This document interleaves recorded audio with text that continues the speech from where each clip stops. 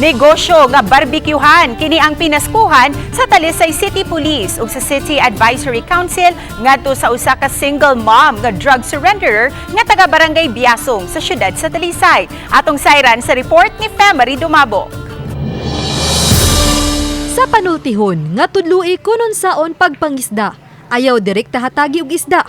Kini ang insakto epektibo nga pamaagi sa pagtabang sa usa ka tawo aron maluwas gikan sa kalisudog sa iyang mga sayop. Mao kini gihimo sa mga sakop sa Talisay City Police Station ug Talisay City Chamber of Commerce, Trade and Industry ngadto sa 19 anyos nga single mom nga si Dimple taga Barangay Biasong. Nakadawat siya og 10,000 pesos nga balor sa barbecuehan business package nga naglakip sa pagpahimo siyang pwesto, mga gamit o mga barbecuehonon. Bonus pa kay mismo ang presidente sa TCCTI ang nitudlo kaniya sa pasikot-sikot sa pagnegosyo aron mas mapalambo pang iyang puhunan. Mato di Police Lieutenant Colonel Randy Caballes, napili nila kining tabangan. Humana suta nga 14 anyos pa lang nagumuna si Dimple sa illegal nga drugas. Ug sa dihang nagkaanak, naningkamot og niboluntaryo nga magpa-drug rehab.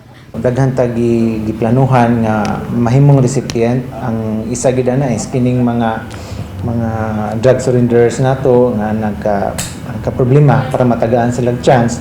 Then open sad ta sa uban sad nga naningkamot sad sa ilahang kinabuhi para sad matagaan og maayong kuan pod ang ilahang pamilya. Panghinaot sa kapulisan nga tumano niini ang saad nga di na mobalik pa sa illegal nga drugas. Ani promise siya nga di na gid siya mobalik sa illegal drugs.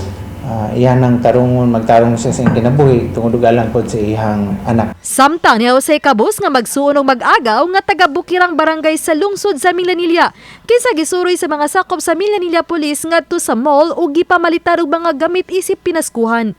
Mato di Police Major Arieza Otida nga una na nilang nahatdan og grocery items ang panimay niini sa bukid. Apan ang mga bata nga nag-edad og 7 ngadto sa 11 anyos tituyo sa police station aron lang unta magpasalamat ngadto sa hepe. Dugang sa hepe nga natandog siya sa maayong gawi nga gipakita sa maong mga bata. Hinungdan nga dugang pinaskuhan ang gitanyag sa buhatan. Uban ni Philip Patricio Grod Prado, ako si Femery Dumabok. Balitang Bisdak.